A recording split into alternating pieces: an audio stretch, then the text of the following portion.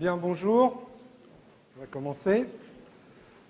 Alors, je voudrais commencer par un petit commentaire sur une remarque que j'ai faite la semaine dernière à propos de la constante de Boltzmann, en disant que la constante de Boltzmann était fixée maintenant définitivement.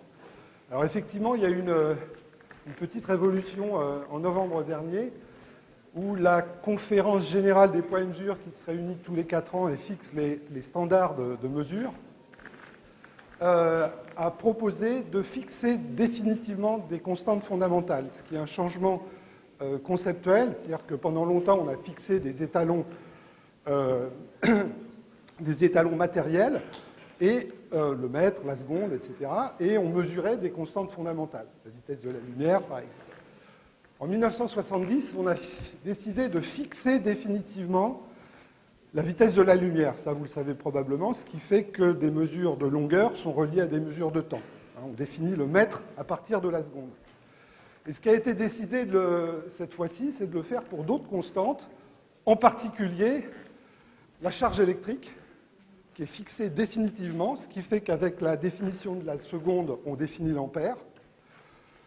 La constante de Planck, alors vous avez certainement entendu parler que maintenant on n'avait plus besoin d'un kilogramme, d'un étalon matériel du kilogramme. Effectivement, fixer la constante de Planck indirectement revient à fixer le kilogramme.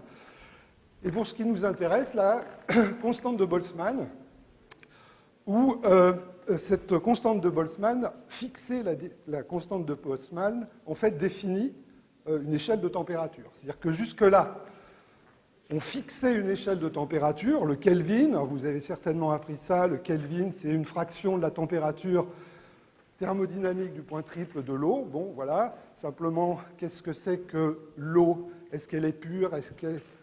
Ça peut dépendre de sa composition isotopique, etc. Donc cet étalon matériel peut ne pas être défini proprement. Alors, on définissait donc le Kelvin de cette façon-là et on mesurait la constante de Boltzmann. Alors typiquement, mesurer la constante de Boltzmann, c'est relier une échelle d'énergie, en l'occurrence d'énergie cinétique, à une échelle de température. Donc typiquement, on fait des mesures de vitesse du son, et donc si on connaît la masse, gamma c'est le rapport de Laplace des capacités thermiques, on relie donc, en mesurant une vitesse du son, on mesure la constante de Boltzmann. Donc ce qu'on fait maintenant, on fixe définitivement la constante de Boltzmann, et donc on définit maintenant une échelle de température. Fixer la constante de Boltzmann, c'est fixer le Kelvin. Donc maintenant, la température du point triple de l'eau, c'est plus 273,16, ça se mesure. Par contre, ce qui est fixé, c'est la constante de Boltzmann. Voilà, alors ça ne va pas changer notre vie de tous les jours, mais c'est quand même important pour des mesures extrêmement précises, et c'est conceptuellement une petite révolution. Alors j'en viens au cours d'aujourd'hui. Donc la semaine dernière, on a introduit certains concepts, l'entropie. On s'est intéressé à un système particulier, un système isolé, ce qui nous a permis d'émettre certaines hypothèses. Une hypothèse de base qui va être l'hypothèse de tout le cours, c'est-à-dire que pour un système isolé à l'équilibre, tous les micro-états sont équiprobables. Alors tout ça nous a permis de fixer un certain nombre de concepts, d'affirmations, mais des systèmes isolés, ce n'est pas ce qui va nous servir quotidiennement. Au quotidien, on considère plutôt des systèmes dont la température est fixée. Quand on va faire des mesures, c'est la température qui est fixée. Donc on va avoir besoin non plus de considérer des systèmes isolés, mais des systèmes dont la température est fixée. Alors pour bien comprendre ça maintenant conceptuellement, on a besoin de réfléchir à ce que c'est que la température. Et pour parler de température, quand vous parlez de température, vous avez un corps chaud et un corps froid. Donc une température implique une relation d'ordre, et donc il faut définir le contact entre un corps chaud et un corps froid. Donc la notion de température est liée à la notion de contact thermique. Quand on va s'intéresser donc à des systèmes dont la température est fixée, on va s'intéresser à des systèmes décrits dans ce qu'on appelle le formalisme canonique. La semaine dernière, on a parlé un petit peu de formalisme microcanonique qui décrit des systèmes dont l'énergie est fixée. La plus grande partie du cours va utiliser ce qu'on appelle le formalisme canonique, donc c'est un cours vraiment aujourd'hui important, on va vraiment rentrer dans le vif du sujet. En particulier, montrer que la probabilité des micro-états, au lieu d'être uniforme comme dans l'ensemble microcanonique, cette probabilité, lorsque la température est fixée, est donnée par le poids de Boltzmann, que vous avez certainement vu dans d'autres contextes. Mais ici, on va essayer vraiment de comprendre d'où ça vient. Et puis, je finirai par un certain nombre d'exemples et un théorème très important qui s'appelle le théorème d'équipartition de l'énergie. Donc, je vous rappelle notre point de départ. Pour un système isolé à l'équilibre, tous les micro-états accessibles sont équiprobables. C'est ce qu'on a appelé la description microcanonique. Donc, pour un système isolé, son énergie est fixée avec une certaine incertitude. On peut donc, pour une énergie fixée, compter le nombre d'états accessibles. Et comme ces états sont équiprobables, leur probabilité est uniforme. C'est donc 1 sur W. Donc, plus vous avez d'états accessibles, moins vous connaissez, moins vous en savez sur le système. La probabilité de chaque micro-état est de plus en plus petite. Et on a introduit l'entropie pour mesurer cette méconnaissance du système. Plus W est grand, moins on a d'informations sur le système. Et donc l'entropie, c'est la quantité extensive qui permet donc de décrire ce manque d'informations. On avait vu aussi que ça ne dépend pas de la petite incertitude en énergie. Alors, on a une formule, qu'est-ce qu'on en fait? Alors, ce qu'on va voir, en fait, ce qui est important, c'est la façon dont cette méconnaissance du système, qui est exprimée par l'entropie, dépend de paramètres extérieurs. Enfin, disons, les paramètres qui fixent le système. Donc, par exemple, pour le système isolé dont on a déjà parlé, ça va être l'énergie, le volume, le nombre de particules, l'aimantation, comme vous avez vu en petite classe pour le système de Spinozzi. Donc, une fonction qu'on essaye de déterminer en fonction donc, de ces paramètres, énergie, volume, etc. Et si on connaît cette fonction, et si effectivement cette entropie qu'on a appelée pour l'instant entropie statistique, c'est effectivement l'entropie de la thermodynamique, on sait qu'en thermodynamique, les variations de l'entropie par rapport à ces paramètres extérieurs sont reliées à des quantités macroscopiques qui sont la température, la pression, le potentiel chimique, etc. Donc, cette quantité-là, vous l'avez calculée pour un ensemble de spin-on-me.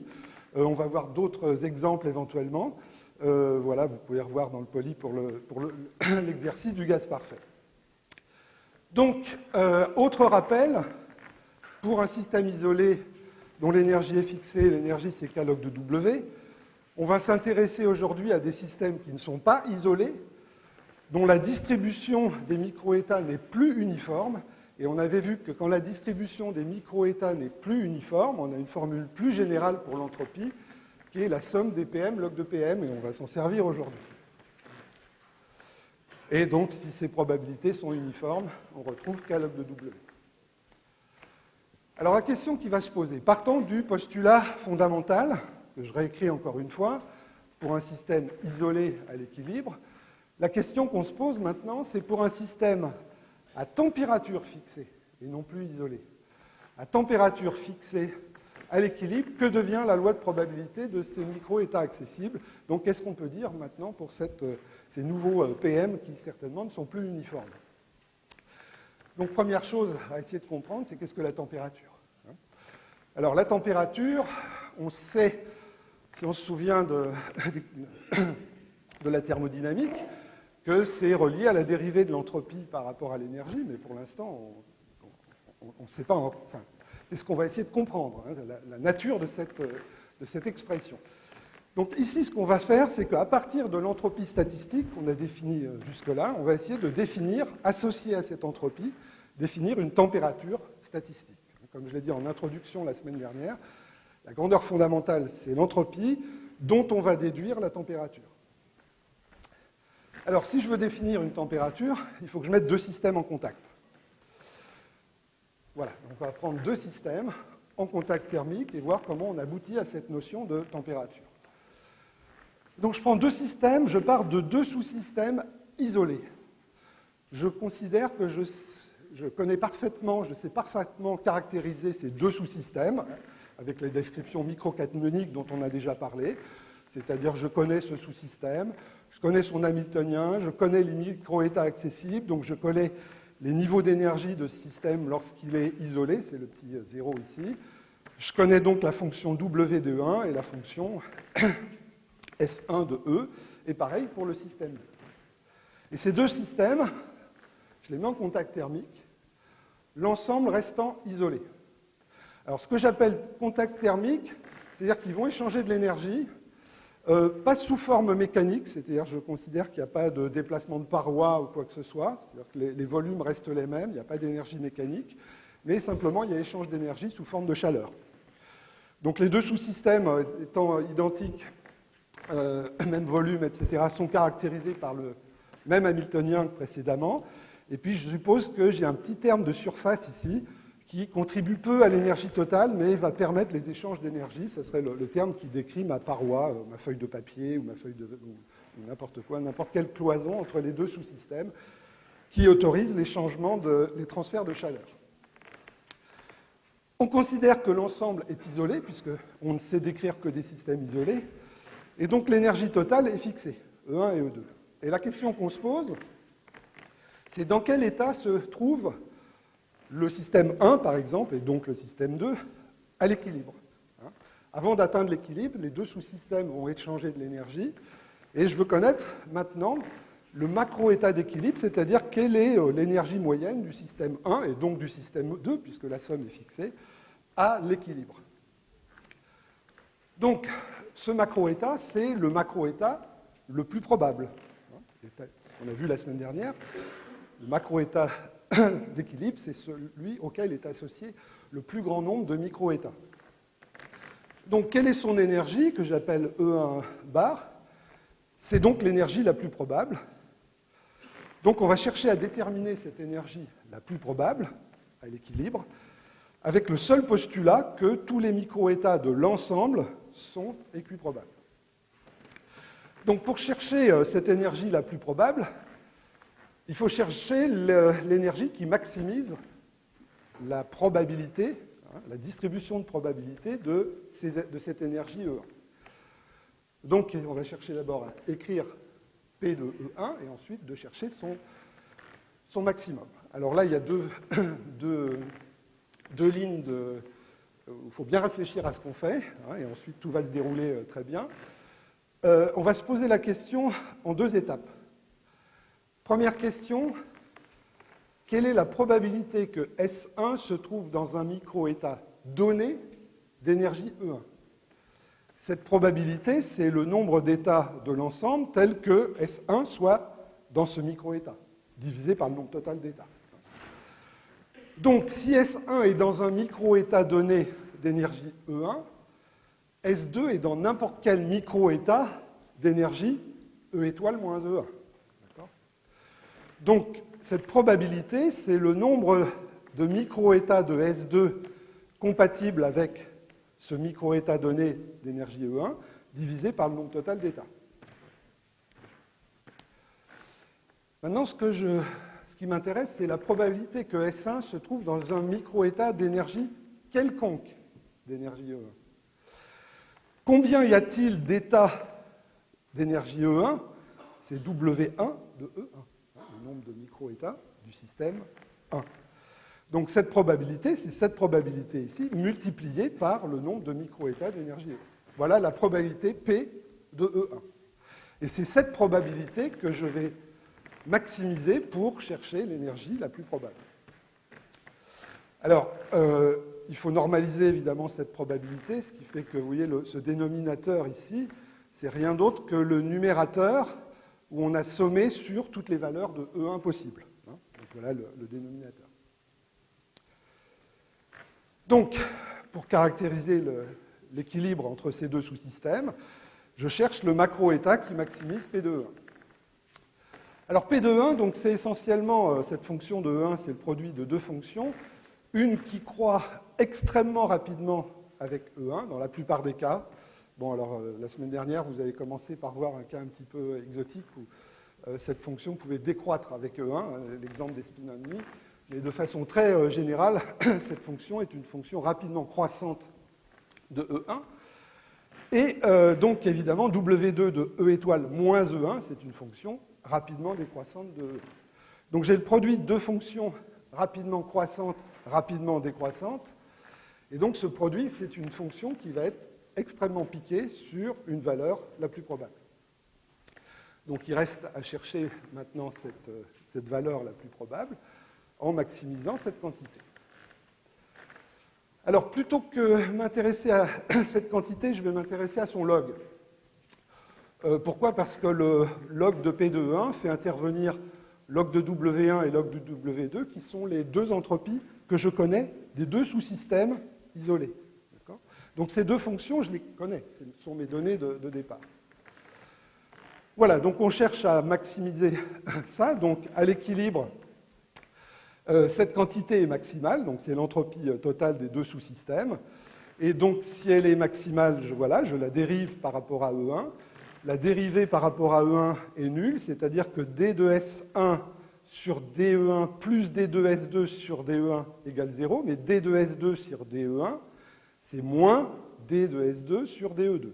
Donc à l'équilibre, j'ai l'égalité entre deux quantités, ds sur dE, l'une qui caractérise le système 1 et l'autre qui caractérise le système 2.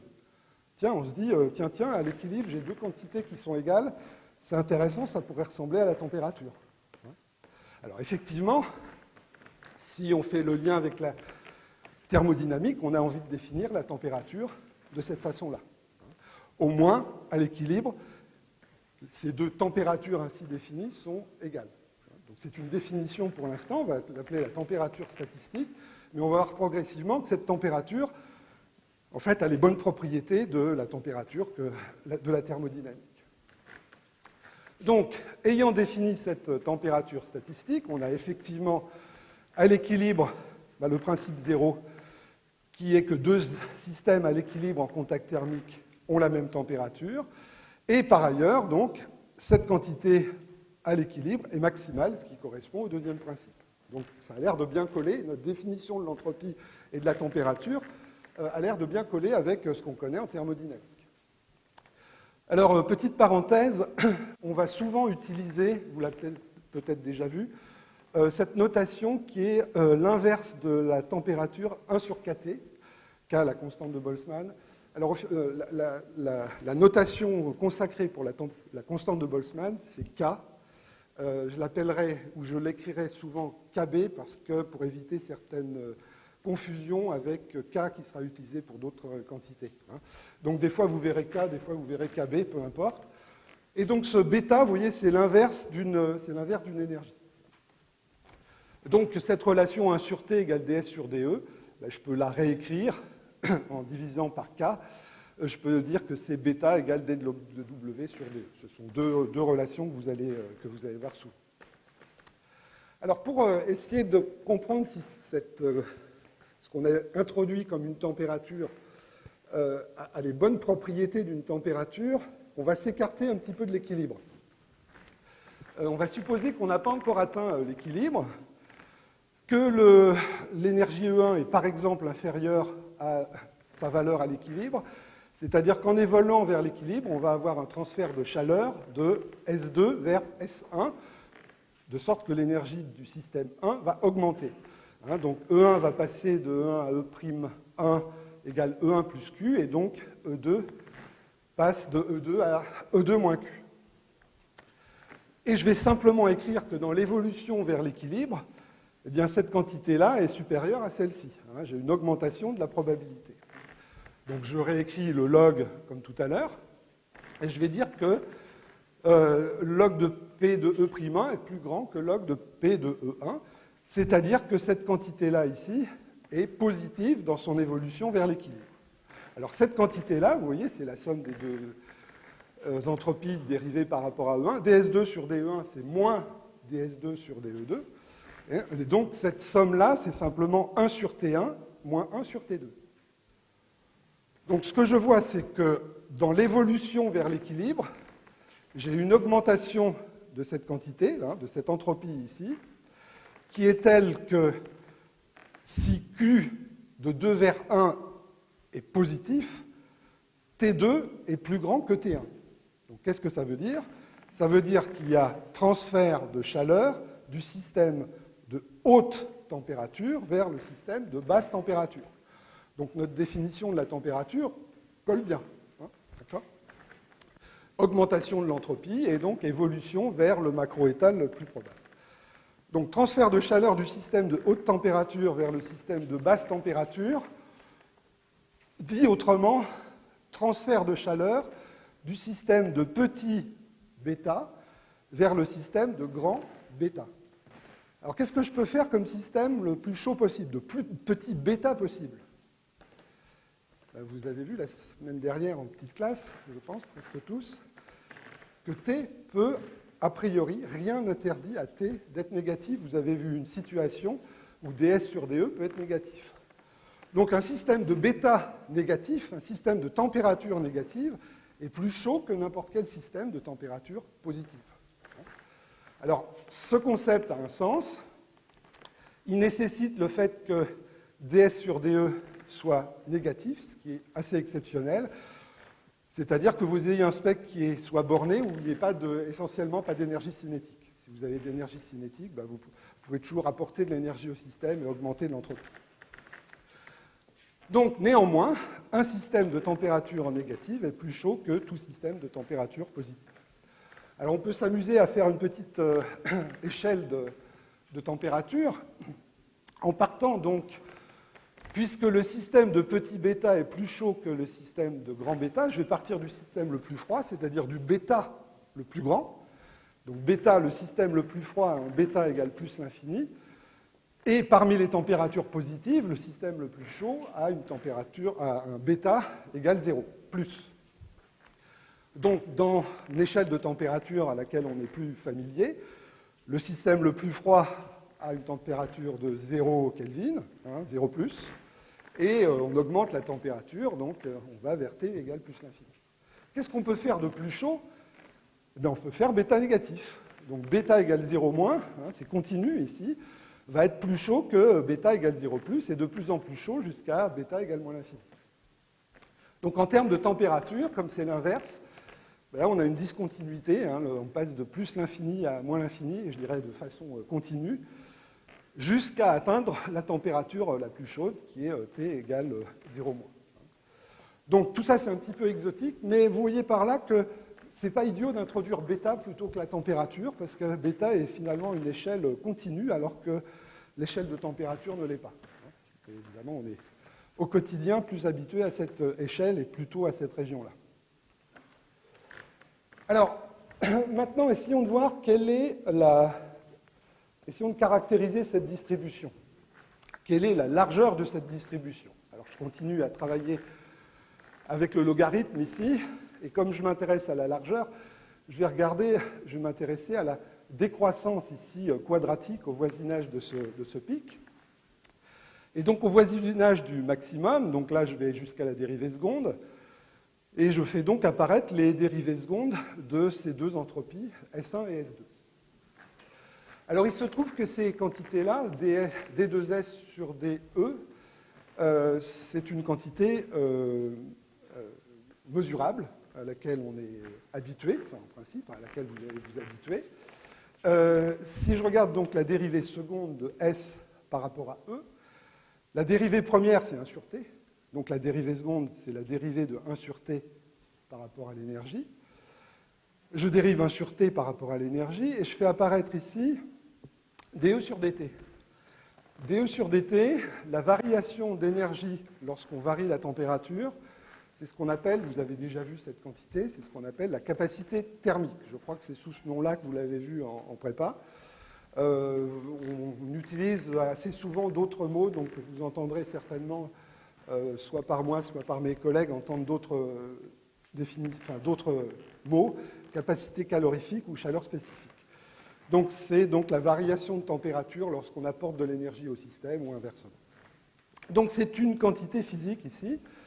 Je vais donc, si je réexponentie ce log ici, vous voyez que je trouve une gaussienne dont la variance, donc la variance de cette gaussienne, est donnée par l'inverse de cette quantité, c'est-à-dire par l'inverse de l'inverse des capacités thermiques.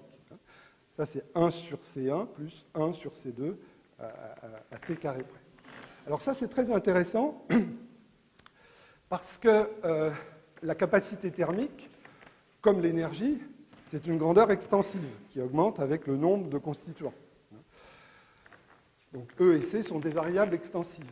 Donc la variance, qui est proportionnelle à l'inverse de la capacité thermique, est donc proportionnelle à n, et donc la variance, la largeur de la distribution varie comme racine de n, c'est-à-dire que la largeur relative, puisque la valeur la plus probable, elle est extensive, elle varie comme le nombre de constituants, donc la largeur relative varie comme 1 sur racine de n, et ça c'est très intéressant parce qu'on voit que ce qu'on appelle la limite thermodynamique, c'est-à-dire la limite des grands systèmes, eh bien, cette énergie la plus probable ici, c'est essentiellement l'énergie qu'on va mesurer avec une incertitude extrêmement faible. Elle est quasiment fixée en 1 sur racine de n, si vous prenez n égale 10 puissance 24, hein, donc une erreur en 1 sur 10 puissance 12.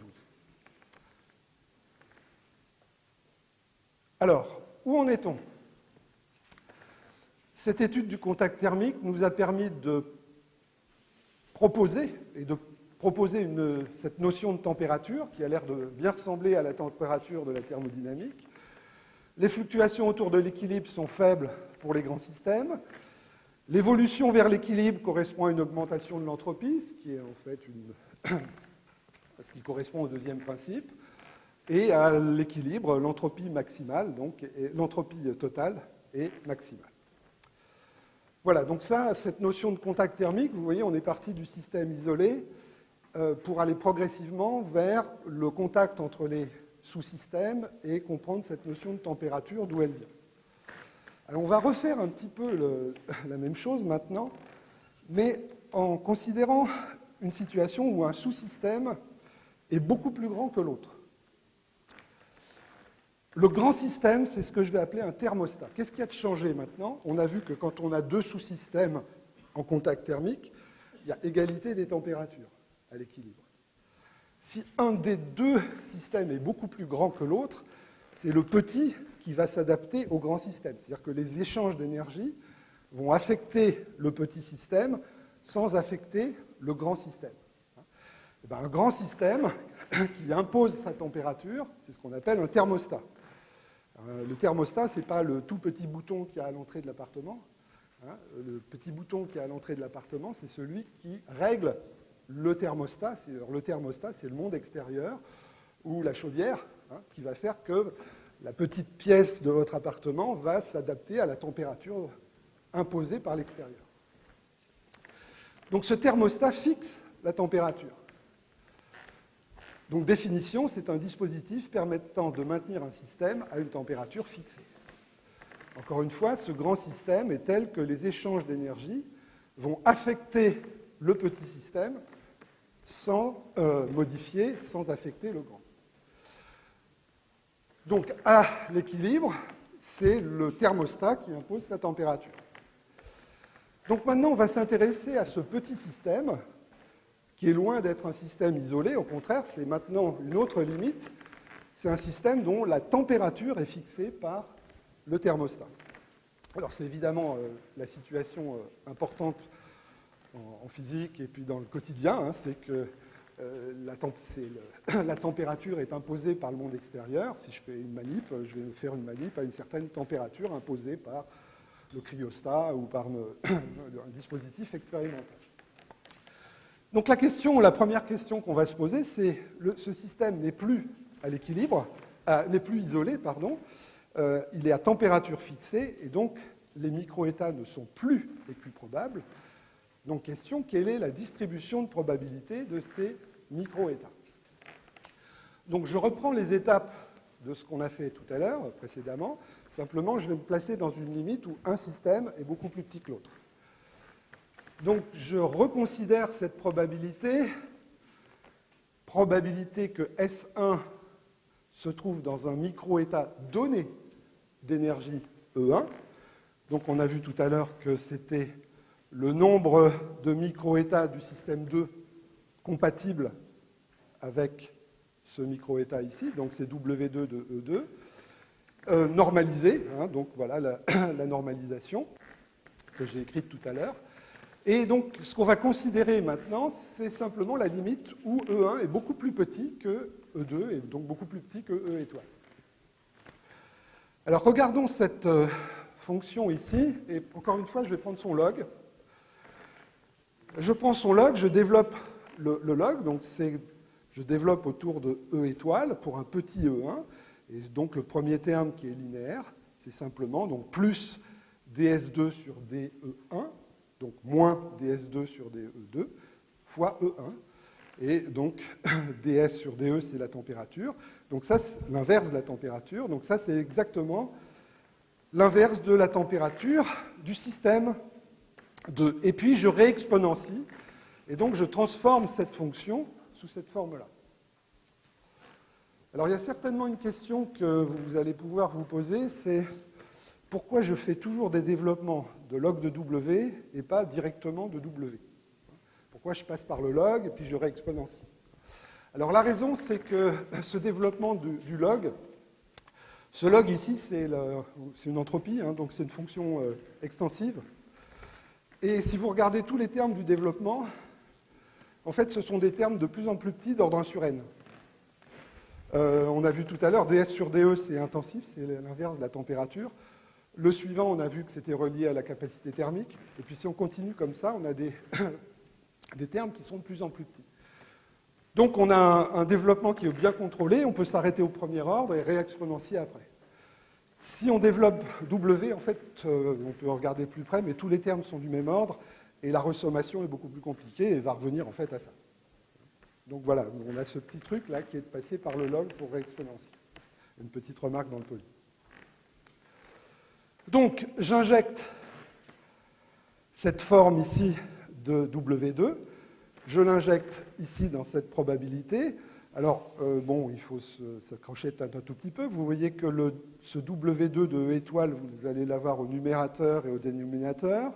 Donc, il y a des choses qui vont s'arranger. Et dans le transparent suivant, vous avez donc l'expression où j'ai substitué cette quantité ici, où j'ai donc un facteur exponentiel divisé ici par cette normalisation. Alors, plusieurs remarques. Cette distribution, donc, qui n'est plus, vous voyez que les probabilités sont plus équiprobables, c'est la distribution de Boltzmann, donc distribution des micro-états d'un système qui est en contact avec le monde extérieur à la température T. Alors, vous voyez que E1, ce sont les niveaux d'énergie du système que l'on considère, du petit système qui nous intéresse. Et vous voyez que l'effet la description, la caractéristique du grand système n'apparaît que via sa température.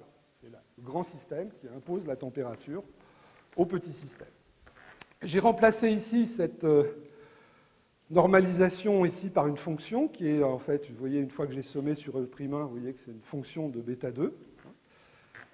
Donc, température imposée par le grand système, et cette normalisation, voilà, cette constante de normalisation, elle porte un nom, pour l'instant, qui est un peu bizarre, barbare, fonction de partition canonique, et en fait, c'est la quantité qui va porter toutes les informations sur le système. Alors, on va voir tout de suite pourquoi. Hein. Pour l'instant, c'est une constante de normalisation, mais on va voir qu'elle permet de décrire toute la thermodynamique du système. Alors, un petit rappel sur la distribution de Boltzmann. Hein, voilà, donc c'est une fonction exponentiellement décroissante pour des températures positives. C'est-à-dire que pour des températures positives, ben, les états de basse énergie sont plus peuplés sont plus probables que les états de haute énergie. Et c'est d'autant plus piqué que la température est petite. Alors, cette fonction de partition canonique, vous voyez que je peux l'écrire de deux façons. Donc la normalisation de P, donc c'est simplement, me dit que Z, c'est une somme sur tous les micro-états de exponentielle moins bêta E, EM, où EM, c'est l'énergie des micro-états. Je peux aussi l'écrire comme une somme sur les énergies, mais pour chaque énergie, il faut que je compte le nombre de micro-états d'énergie donnée. C'est justement la fonction W de E qu'on a déjà vue par ailleurs. Donc j'insiste là-dessus parce qu'il y a souvent des confusions qui sont faites. Cette somme ici, c'est une somme sur les micro-états. Et là, j'ai rangé les micro-états par énergie successive. Et donc, j'ai remplacé cette somme sur les micro-états par une somme sur les énergies, en faisant attention de compter le nombre de micro-états d'énergie donnée.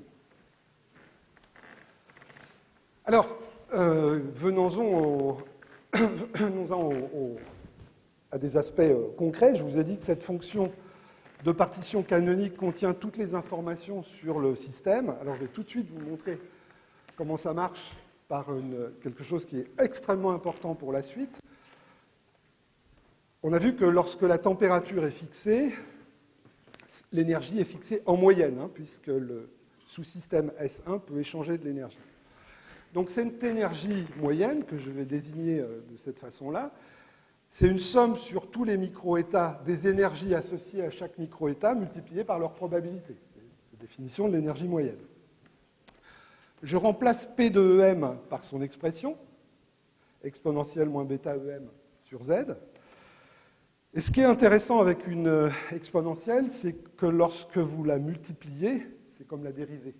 La multiplier par rapport à EM, c'est comme la dérivée par rapport à bêta, au signe près.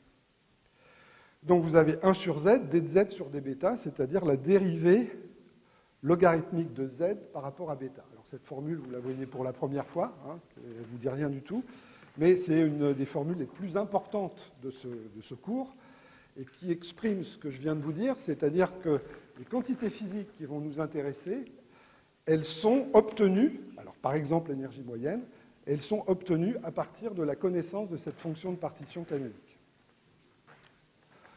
Alors j'essaye de faire le point progressivement. On a considéré donc deux situations un petit peu limites. La situation où un microcanonique, un système dont l'énergie est fixée, et canonique, un système dont la température est fixée par le couplage à un grand thermostat.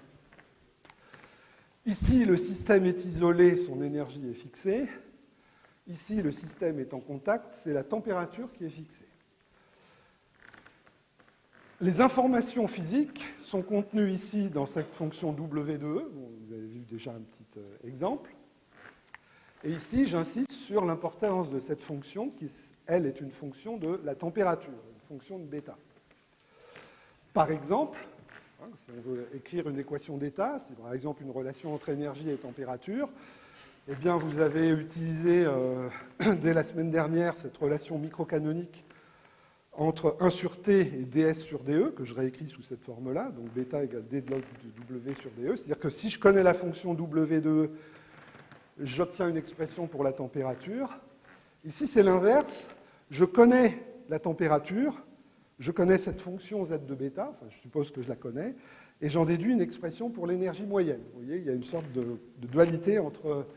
on voit bien que énergie et bêta sont un petit peu des quantités conjuguées via cette quantité ici, log de W, et ici, log de Z.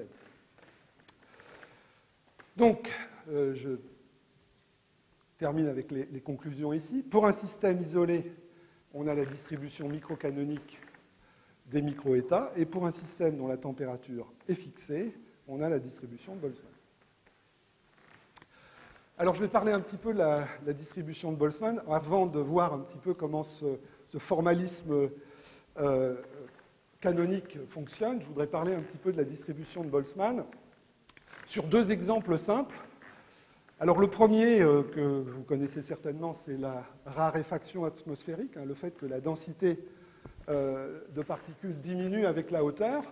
Eh bien, effectivement, si je considère une particule dans l'atmosphère, donc ça va être mon sous-système, je m'intéresse à une seule particule, et l'atmosphère, c'est le reste, c'est le thermostat.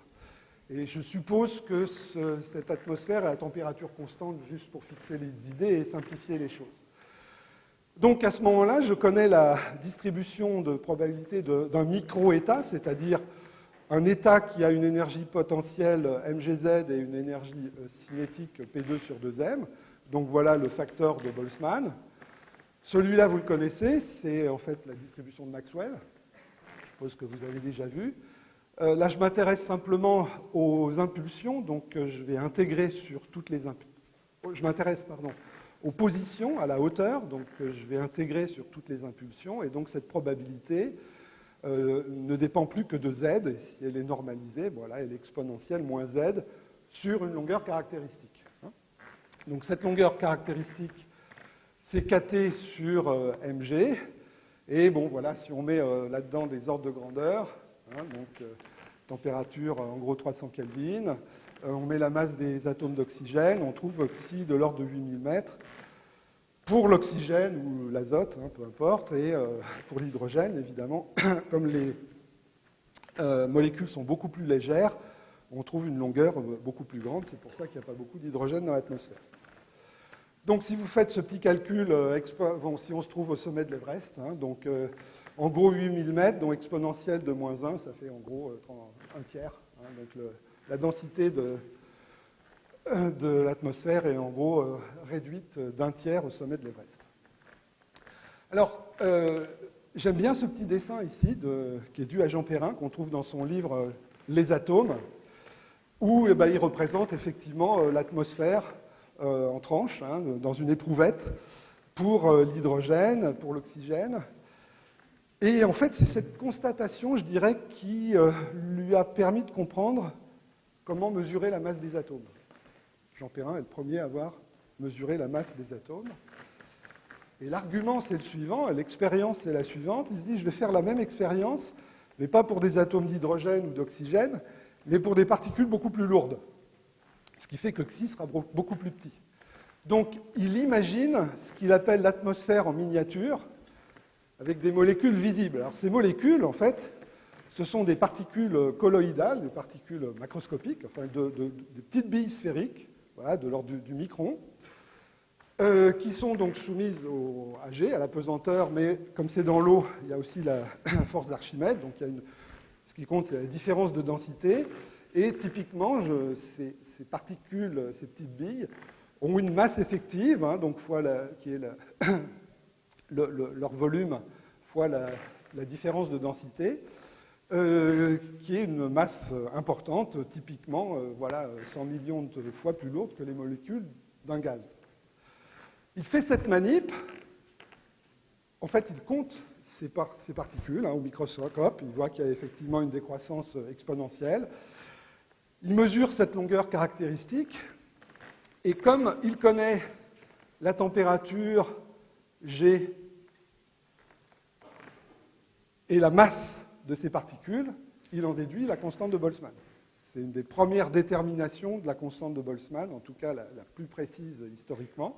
Elle avait déjà été estimée par Planck, mais c'est vraiment une estimation précise de la constante de Boltzmann et donc du nombre d'Avogadro qui lui est relié par la constante des gaz parfaits. Eh bien ça, c'est mesurer la masse des atomes. Pourquoi? Parce qu'il dit, moi j'ai pris ici ces molécules entre guillemets dont je connais la masse. Pour l'oxygène, il n'y a pas besoin de monter au sommet de l'Everest pour mesurer cette longueur caractéristique, ça peut se mesurer sur quelques centaines de mètres. Et donc, comme on connaît ici cette longueur caractéristique et cette longueur caractéristique, le rapport de ces masses, c'est le rapport des longueurs caractéristiques. Et donc, comme il connaît la masse de ces particules ici, il en déduit la masse des atomes d'oxygène. Bon, cette expérience, ça lui a valu le prix Nobel. Cette expérience et les expériences qu'il a menées aussi sur le mouvement brownien. Deuxième exemple qui utilise la loi où vous avez d'ailleurs déjà vu la loi de Boltzmann, c'est les systèmes à deux niveaux. Vous en avez vu un exemple la semaine dernière, les spins ennemis qui sont dans des niveaux d'énergie plus ou moins mu bb. Bon, là, je les ai appelés 0 et delta. Alors, le poids de Boltzmann me dit que si j'ai deux niveaux d'énergie, 0 et delta, pour ce fondamental, la probabilité est proportionnelle à exponentielle de 0. Et ici, la probabilité est proportionnelle à exponentielle de moins bêta delta. Je dois normaliser. Donc, je connais les probabilités pour ces deux niveaux. L'énergie moyenne, c'est la somme de ces deux probabilités. Et voilà, j'ai l'énergie moyenne. Alors, en fait, ce que vous ferez à partir de maintenant, c'est une systématique qui est différente. C'est de dire, je considère un système à deux niveaux, sa fonction de partition canonique, c'est la somme des... Il n'y a que 2 microétats possibles, hein, donc c'est la somme des exponentielles moins bêta E. Donc c'est 1 plus exponentielle moins bêta delta. Et cette formule très importante ici, moins d log de z sur d bêta, vous redonne immédiatement cette expression. Donc c'est cette expression qu'on va utiliser très souvent dans la suite. Alors petite remarque qui ne sera pas forcément inutile dans la suite. On vous a peut-être fait remarquer que cette énergie moyenne en fonction de la température, donc elle tend vers 0 à température nulle et elle décroît exponentiellement à basse température. On a un comportement de la forme exponentielle moins delta sur kT. Et ça, c'est un comportement caractéristique des systèmes dont le spectre en énergie présente un gap, une barrière d'énergie.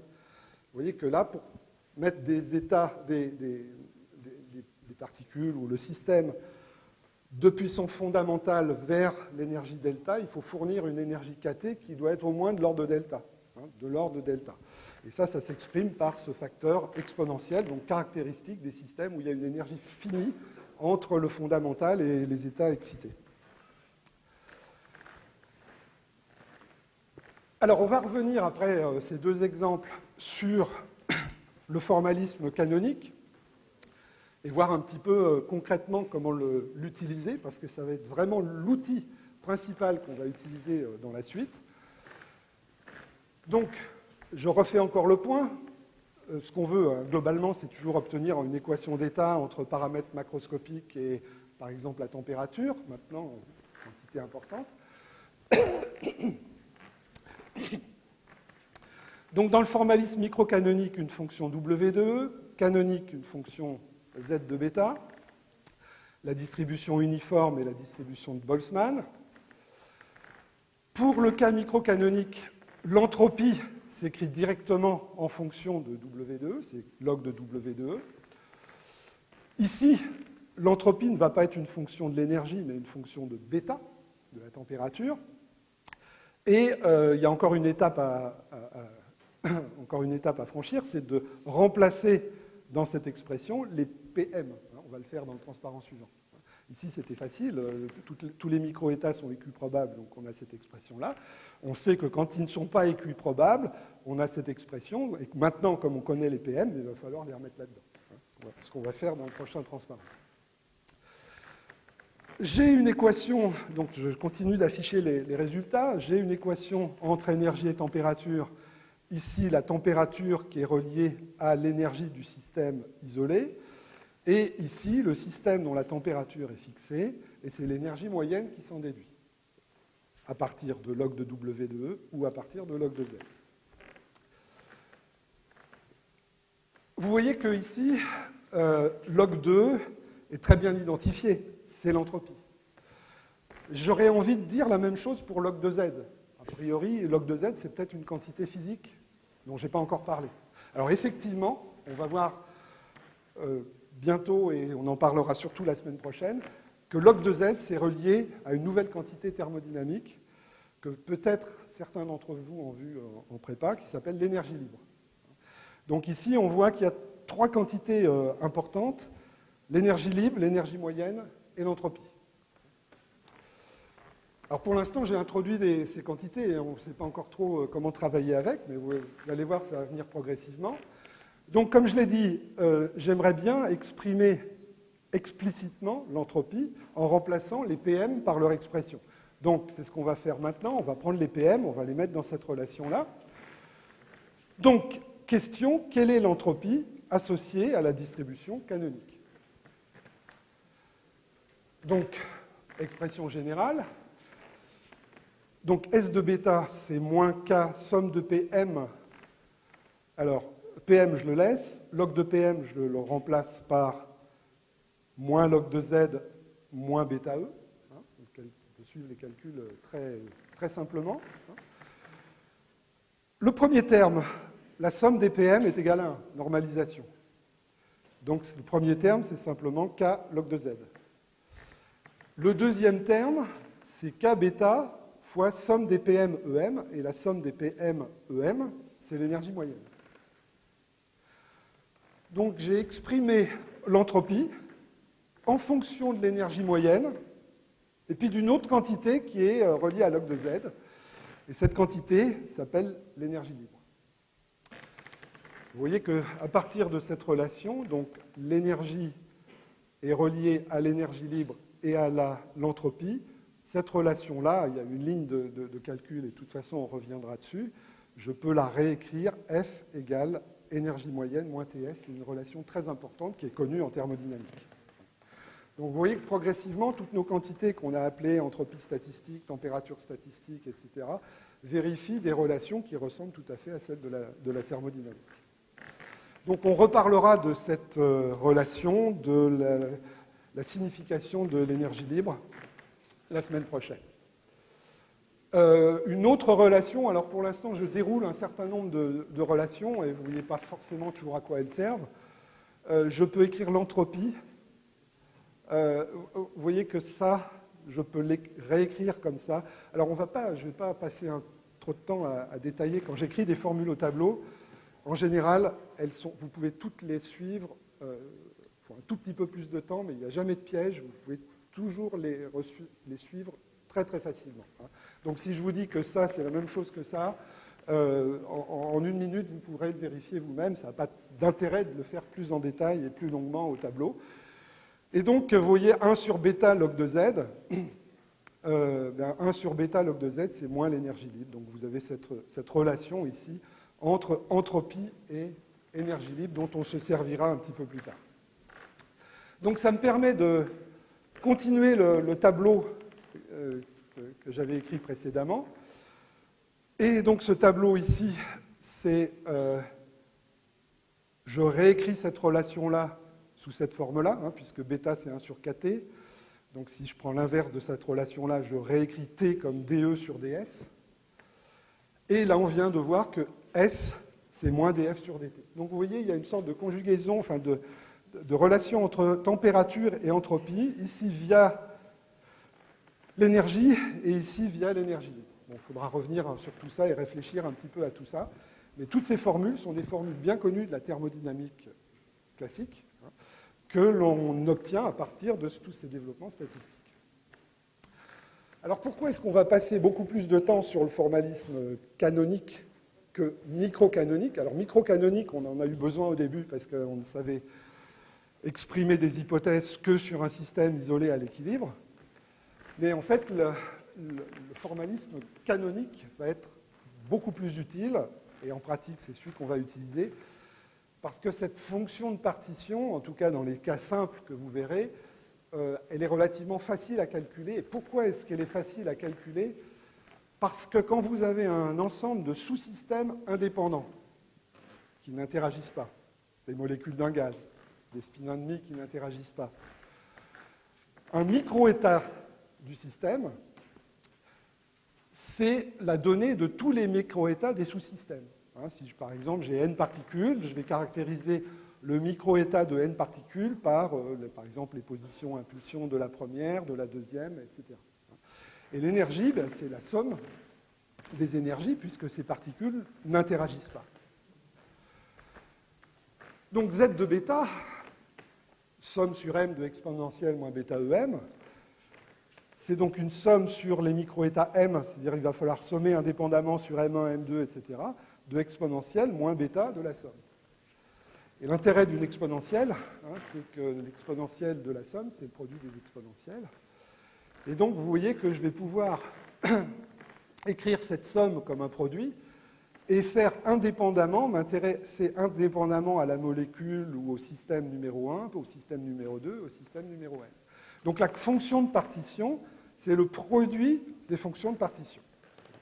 Et ça colle bien avec le fait que les grandeurs physiques, l'énergie, l'entropie, qui sont reliées à des logs de la fonction de partition, sont bien des quantités extensives. La fonction de partition est multiplicative, mais les quantités physiques qui sont des logs de la fonction de partition sont extensives. Et alors, le cas le plus simple, c'est si j'ai n sous-systèmes identiques, ils ont tous la même fonction de partition, et donc l'énergie moyenne, c'est n fois l'énergie moyenne d'un sous-système. Et ça me permet, je vais revenir un tout petit peu tout à l'heure, par exemple, de reformuler le problème de spin and me que vous avez mis 1 heure pour trouver l'équation, 1 heure ou plus pour trouver la relation entre énergie ou aimantation et température. Vous allez voir que ça peut se faire, grâce au formalisme canonique, ça peut se faire en 1 ligne. Je reviens un tout petit peu sur la largeur de la distribution. Hein, on avait vu que quand on avait 2 sous-systèmes de même taille, la variance de la distribution dépendait des capacités thermiques des 2 sous-systèmes. Mais si le système 2 est un thermostat, sa capacité thermique tend vers l'infini, il est beaucoup plus grand que le système 1. Donc il ne reste ici que, pour la variance, que la capacité thermique du petit système. La variance est reliée simplement aux propriétés du petit système et de la température, évidemment, qui est imposée par le grand système. Donc, on retrouve ce qu'on voyait tout à l'heure, hein, mais c'est que les fluctuations d'énergie, qui dépendent en général du petit ou du grand système, si le grand système tend vers l'infini, les fluctuations d'énergie sont d'ordre 1 sur racine de n, où n est la taille du petit système. Alors ça, c'est quelque chose dont je reparlerai la semaine prochaine et qu'on peut... Vous voyez, pour montrer ceci, on a fait le contact thermique entre 2 systèmes isolés qu'on a mis en contact, etc. C'était un petit peu long. On peut, dans le formalisme canonique, calculer directement cette variance, c'est-à-dire quelle est la largeur de la distribution autour de l'énergie moyenne.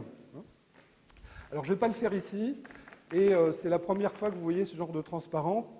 Il y a des situations où je veux vous mentionner un résultat, mais ça ne vaut pas le coup qu'on regarde les formules ensemble au tableau ou que j'y passe trop de temps. Donc, c'est des choses que vous pouvez, soit des calculs intermédiaires simples, soit des tout petits exos ou des rappels, et vous voyez ça chez vous tranquillement. D'accord ? Donc là, en l'occurrence, c'est un petit calcul qui consiste non pas à calculer uniquement l'énergie moyenne, qui est moins d de log de z sur d bêta, mais calculer la variance, c'est-à-dire E carré moyen moins E moyen carré. E carré moyen, on va le calculer comme E moyen, sauf que cette fois-ci, c'est la somme des PM EM carré. Multiplié 2 fois par l'énergie, c'est dérivé 2 fois par rapport à bêta. Donc vous voyez, c'est des expressions faciles à calculer. Et on retrouve l'expression qu'on avait dans le transparent précédent et sur laquelle on reviendra un petit peu plus tard. Donc je mets ça de côté, je passe vite dessus. S'il vous plaît. Merci. Donc finalement, on a 2 formalismes différents. Et je vais essayer de vous montrer progressivement pourquoi le canonique est plus intéressant. Alors, une première raison, c'est ce découplage de la fonction de partition. Mais finalement, vous voyez que je pourrais utiliser l'un ou l'autre, puisque ici, j'ai besoin de la fonction W de E, et ici, j'ai besoin de la fonction Z de bêta. Et Z de bêta, on a vu qu'on pouvait l'écrire comme une somme sur les micro-états. Et cette somme sur les micro-états, je peux la ranger comme une somme sur les énergies d'une fonction qui compterait le nombre de micro-états d'énergie donnée fois exponentielle moins bêta E, précisément la quantité qu'on calcule en microcanonique. Donc vous avez la même information qui est contenue dans ces 2 fonctions, Z étant une sorte de transformé de Laplace de W. Alors en fait, ces 2 formulations, dans la limite de grands systèmes, sont équivalentes. Et je vais essayer de vous montrer pourquoi.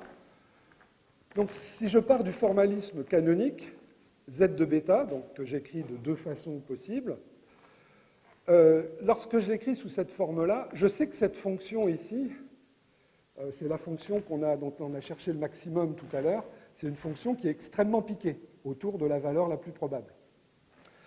Donc, dans cette somme ici, il y a essentiellement un terme, qui est le terme principal de cette somme qui correspond au pic. Donc pour un grand système, cette fonction, ici, est très piquée autour de la valeur la plus probable. Cette valeur la plus probable, c'est celle qui, telle que la dérivée de cette quantité est nulle. Donc précisément, bêta, c'est donc d de log de W sur des E, pour la valeur la plus probable. C'est la relation microcanonique. Donc une relation entre température et énergie qui est la relation microcanonique. Mais si cette fonction est très piquée, essentiellement cette somme, c'est quasiment le terme principal. Et on peut montrer que cette somme, c'est essentiellement le terme principal. Il y a un préfacteur, si on veut faire les choses précisément, il y a une façon de chercher, de calculer cette quantité autour de maximum, de l'évaluer, ça s'appelle la méthode du col. Il y a un préfacteur qui n'a pas d'importance pour nous, et essentiellement, la fonction de partition, c'est W de E exponentielle moins bêta E, où E, c'est l'énergie la plus probable. Maintenant, avec cette estimation de la fonction de partition, j'utilise ma formule, moins d de log de z sur d bêta, et je trouve que l'énergie moyenne, c'est aussi l'énergie la plus probable. Effectivement, j'ai une distribution qui est extrêmement piquée, de sorte que l'énergie moyenne, c'est l'énergie la plus probable. Donc j'ai deux façons d'écrire une équation d'état qui relie l'énergie et la température. C'est soit partir de l'énergie et d'en déduire la température, soit partir de la température et d'en déduire l'énergie. Ce n'est pas tout à fait exactement la même énergie dans un cas comme dans ou l'autre. Une fois, c'est la plus probable, une fois, c'est la moyenne. Mais comme la distribution est très piquée, c'est quasiment la même chose. Donc, dans le cas d'un grand système, ces deux descriptions, microcanoniques ou canoniques, sont équivalentes. Donc, je fais le point. Pourquoi elles sont... alors, elles sont équivalentes. La philosophie est différente. Dans l'approche microcanonique, toutes les informations sur le système sont contenues dans la fonction W de E. Donc là, on compte des états, compte tenu d'une contrainte que l'énergie est fixée. Alors que dans l'approche canonique, toutes les informations sont contenues dans cette fonction, et ces deux quantités sont reliées par cette relation. Alors en pratique, quel formalisme utiliser? Donc je vais rassembler un petit peu toutes les réflexions qu'on vient d'avoir. D'abord, physiquement, on s'intéresse le plus souvent à des systèmes physiques dont la température est fixée. Donc, a priori, c'est le formalisme canonique qui est le plus proche de ce qui nous intéresse. On a utilisé le formalisme de système isolé qui nous a servi de point de départ, où on a utilisé l'écu de probabilité des états pour un système isolé. Mais en fait, cette description microcanonique, elle implique très vite des calculs combinatoires qui sont en général compliqués. Quand vous avez vu l'exemple des spins ennemis, vous voyez, W pour calculer W de E, vous avez cherché combien il y a de façons d'avoir des spins plus parmi grand N spin. Donc vous aviez un facteur combinatoire très simple. Vous aviez donc l'entropie et vous aviez ensuite la relation entre température et énergie. Si on essaye de faire le même calcul, mais pour des spins 1, donc chaque spin peut prendre 3 valeurs, ça devient déjà beaucoup plus compliqué. Et en fait, on va vite laisser tomber le formalisme microcanonique parce qu'il implique des calculs combinatoires de plus en plus compliqués. L'énorme avantage de l'approche canonique, c'est le découplage de la fonction de partition.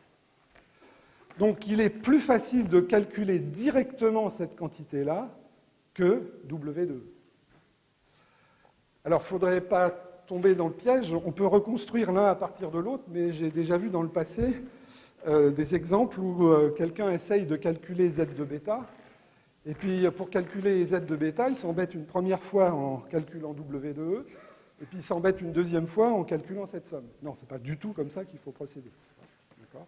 Donc, on calcule directement cette somme sur les micro-états en utilisant le découplage de la fonction de partition. Et on laisse tomber W de E. Alors, je vous ai dit, il y a un certain nombre de cas simples qu'on peut traiter en microcanonique et en canonique, et c'est quand même intéressant de savoir le faire pour comprendre un peu comment tout ça fonctionne. Donc c'est le cas pour les systèmes à deux niveaux que vous avez déjà, donc les spin ennemis que vous avez déjà traités en microcanonique. On va en dire deux mots sur la description canonique. La semaine prochaine, je vous montrerai explicitement un problème de physique statistique très important, qui est celui de l'oscillateur harmonique quantique, qu'on peut décrire dans les deux descriptions. Et puis dans le poly, vous pouvez aussi, pour essayer de comprendre bien comment tout ça fonctionne, utiliser les deux descriptions pour décrire la thermodynamique du gaz parfait classique. Alors, le système a deux niveaux, justement. Qu'est-ce que vous avez fait la semaine dernière? Vous aviez donc des spin ennemis qui étaient dans des niveaux d'énergie plus ou moins μB. Alors moi, je les appelle plus ou moins, bon, c'est epsilon dans vos notes, hein, enfin plus ou moins delta. En microcanonique, qu'est-ce que vous avez fait? Vous avez fixé l'énergie, donc vous avez fixé le nombre de sous-systèmes dans l'état excité et le nombre de sous-systèmes dans le fondamental. Vous avez calculé le nombre de façons de choisir les n systèmes excités parmi grand N, donc le facteur combinatoire, facile. À partir de W de E, vous avez donc réécrit ce W de E sous cette forme-là, ce qui est l'entropie. Vous avez dérivé l'entropie par rapport à E et vous avez trouvé, en inversant cette relation, le nombre de spins dans l'état excité en fonction de la température, ce qui vous donnait à la fin l'aimantation, la tangente hyperbolique. Bon, c'était la première fois, je pense que ça a pris, en gros, ça vous a pris 1 heure. En canonique, qu'est-ce qu'on fait? On va considérer qu'on a n systèmes identiques, donc la fonction de partition, c'est la fonction de partition d'un spin ennemi à la puissance n. La fonction de partition d'un spin ennemi ou d'un système à 2 niveaux, donc qui est dans l'état soit 0, soit d'énergie delta, la fonction de partition, c'est 1 plus exponentielle moins bêta delta, puissance n. La formule magique, moins d de log de z sur d bêta pour l'énergie moyenne, et voilà ce que je trouve pour l'énergie moyenne, ce qui est effectivement la même relation. Pardon, ici, j'ai mélangé des epsilon et des delta, ici c'est delta. Et dans vos notes, c'est correct, il y a des epsilon partout. Donc vous voyez que ces deux relations sont identiques, c'est-à-dire que par ces deux formalismes, j'ai obtenu le même résultat de façon beaucoup plus rapide dans le formalisme canonique. Alors il y a quand même une question, là j'ai dit que les deux formalismes étaient équivalents dans la limite de grands systèmes. Et là, je n'ai pas utilisé le fait que j'avais un grand système. Où est-ce que j'ai utilisé le fait que j'avais un grand système? Quand vous êtes passé d'ici à là, vous avez utilisé la formule de Stirling. Donc c'est ici, pour obtenir cette relation, que vous avez utilisé le fait que vous êtes dans la limite d'un grand système. Donc dans la limite de grand système, ces deux résultats sont donc équivalents, mais la description canonique est beaucoup plus simple. Voilà, donc on a mis en place un certain nombre d'outils qui vont être les outils que vous allez utiliser dans les semaines à venir. Attendez, c'est pas fini. Et donc j'ai montré des exemples, un système à 2 niveaux, l'atmosphère. Vous verrez d'autres exemples en petite classe. Il y a un résultat essentiel et très important qu'on peut déjà obtenir à partir de ce qu'on a vu aujourd'hui, c'est ce qu'on appelle le théorème d'équipartition de l'énergie.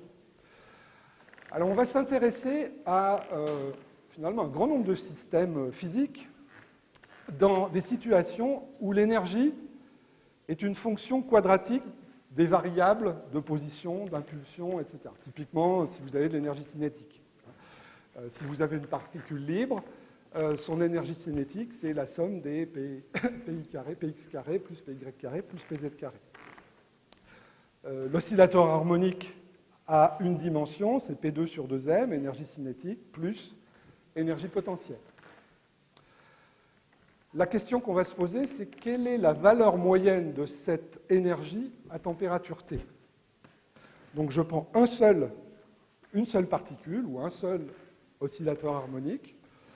Je sais que si j'en ai un grand nombre, je multiplierai toutes les fonctions de partition. Donc j'utilise un seul sous-système, un seul système tout petit, et je cherche quelle est la valeur moyenne de cette énergie à cette température, en utilisant donc ce formalisme canonique. Donc on a tous les outils maintenant utiles. Je prends l'exemple de l'oscillateur harmonique classique. Donc énergie cinétique plus énergie potentielle. J'ai donc deux termes quadratiques en variable de position ou d'impulsion. Je vais donc calculer, formalisme canonique, je calcule la fonction de partition canonique, la somme sur les micro-états de exponentielle moins bêta E. Et on a vu la semaine dernière que si les micro-états sont caractérisés par des variables continues, ce qui est le cas de l'oscillateur harmonique, position et impulsion. La somme discrète sur les exponentielles moins bêta E, je vais la remplacer par une intégrale. Intégrale sur les positions et les impulsions. Puis on avait vu que si on remplace la somme discrète par une intégrale, c'est une somme de Riemann, il faut le pas d'intégration. Il faut nécessairement ici quelque chose qui a les dimensions d'une action. Et on avait vu par des arguments assez qualitatifs sur lesquels on reviendra, que ce qu'il faut mettre ici, c'est précisément la constante de Planck. Mais on reviendra là-dessus et on va voir ici qu'on est dans une situation complètement classique où la valeur précise de cette quantité ne va pas jouer de rôle. Donc il nous reste à calculer cette fonction de partition. Donc ça, c'est deux lignes. Je vais utiliser le fait que l'énergie, c'est la somme de deux termes indépendants, découplage de la fonction de partition, en deux fonctions de partition, une intégrale sur les p et une intégrale sur les x. Ces deux intégrales, c'est des intégrales gaussiennes. Alors l'intégrale gaussienne, on sait faire. Exponentielle moins ax carré, c'est 1 sur racine de a. Donc vous voyez, ce qui va être important ici, c'est le bêta qu'on a ici et le bêta qu'on a ici. Et donc chaque intégrale va nous donner un 1 sur racine de bêta, avec des facteurs que je ne détaille pas complètement, mais ce qui est important, c'est la dépendance en bêta de cette fonction de partition. Dernière étape, l'énergie moyenne, c'est la dérivée logarithmique. Donc la dérivée logarithmique de 1 sur racine de bêta, c'est 1 sur 2 bêta. Donc c'est kt sur 2. La dérivée logarithmique ici, enfin au signe près. Et là, la dérivée logarithmique, c'est aussi 1 sur 2 bêta, donc kt sur 2. Donc vous voyez que j'ai une énergie moyenne qui est la somme de ces deux énergies moyennes. J'ai découplé la fonction de partition, donc chaque morceau va me donner une contribution à l'énergie moyenne. Et donc vous voyez que ces deux termes quadratiques de l'énergie, qui ont des natures différentes, un c'est cinétique, l'autre c'est potentiel, mais vous voyez que ces deux termes vont me donner en moyenne une énergie qui est kt sur 2. Et donc ça, c'est un résultat très important, que chaque degré de liberté quadratique dans l'énergie donne une contribution kt sur 2 à l'énergie moyenne. Alors vous voyez, ce qui est remarquable, c'est que ça ne dépend pas de la masse, ça ne dépend pas de la pulsation, ça ne dépend pas de la constante de Planck. C'est-à-dire que ici, si vous prenez un gros oscillateur, enfin une grosse molécule ou un petit oscillateur qui ont des masses très différentes, la valeur moyenne, ça sera toujours kt sur 2. C'est-à-dire que si vous avez une grande masse, vous aurez en moyenne ici une toute petite excursion, un tout petit x, et si vous avez une petite masse, vous avez un grand x, mais tout ça s'ajuste pour qu'en moyenne, l'énergie moyenne de chaque degré de liberté, donc potentiel et cinétique ici, soit kt sur 2. Alors ça, c'est un résultat qui est très important, qui va nous permettre de comprendre simplement des résultats bien connus déjà. C'est s'intéresser aux propriétés thermiques des gaz. Alors par exemple, on commence par un gaz monoatomique. Un gaz monoatomique, donc vos particules, c'est des billes, leur énergie cinétique, eh bien, ce sont les 3 degrés de liberté, donc chaque atome peut être translaté dans 3 directions différentes. Et donc l'énergie moyenne, c'est 3,5 de kT, puisque j'ai 3 degrés de liberté. Alors, vous voyez, si j'écrivais la fonction de partition ici, ça serait le produit de 3 fonctions de partition. J'intégrerais une intégrale gaussienne sur les px, sur les py et sur les pz. Je prendrais la dérivée logarithmique et à la fin, j'aurai 3 fois le résultat que je viens d'annoncer précédemment. Donc chaque degré de liberté contribue à kt sur 2, donc ici 3,5 de kt. Et donc si j'ai n atomes, de même que ici j'ai factorisé la fonction de partition pour les 3 degrés de liberté, la fonction de partition se factorise, et donc l'énergie moyenne qui est le log, c'est n fois l'énergie moyenne pour une particule. S'il vous plaît. Un petit peu moins de bruit, s'il vous plaît.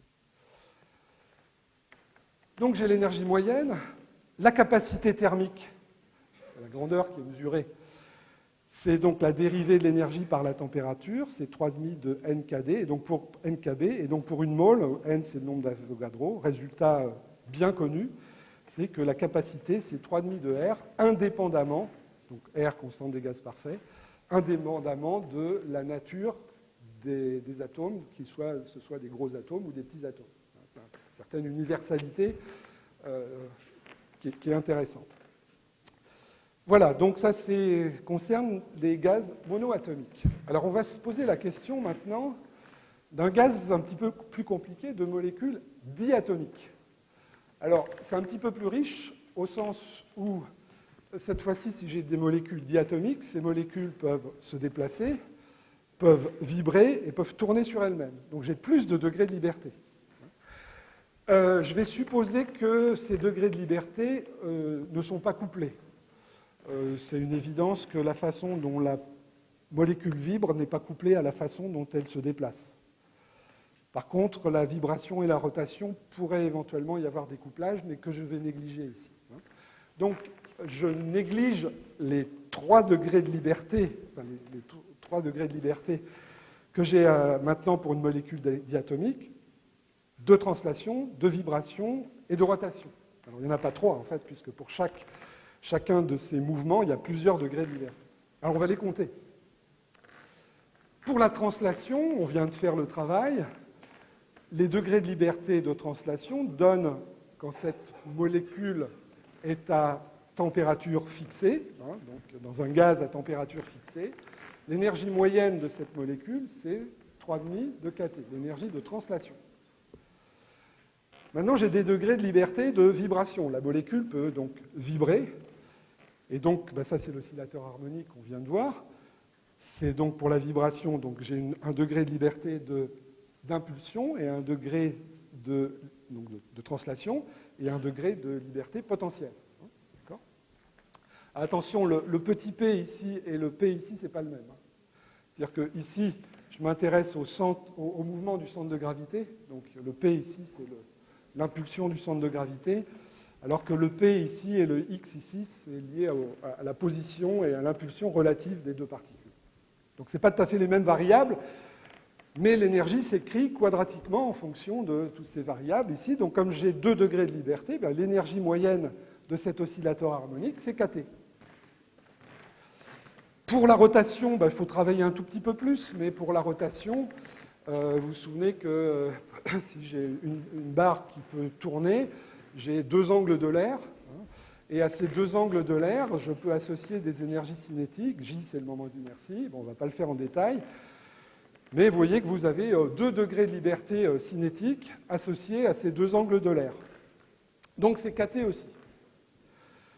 Donc si on somme tous ces degrés de liberté, ce qu'il faudrait faire, c'est multiplier toutes les fonctions de partition. Ça veut dire qu'on somme toutes les énergies moyennes, et on va trouver donc l'énergie moyenne de cette molécule diatomique, c'est 7,5 de kT. C'est quand même très simple, ce théorème d'équipartition de l'énergie. Une fois qu'on l'a compris, c'est quand même très, très puissant. Donc, selon ce théorème d'équipartition, la capacité thermique molaire d'un gaz diatomique, c'est 7,5 de R. Or, toutes les mesures qu'on fait à température ambiante pour l'oxygène, l'azote, enfin des gaz simples, on mesure en général 5,5 de R. Et si on s'intéressait à des molécules de plus en plus complexes, on devrait avoir des capacités thermiques de plus en plus élevées, puisqu'il y a de plus en plus de degrés de liberté, il y a de plus en plus de modes de vibration, de rotation, etc.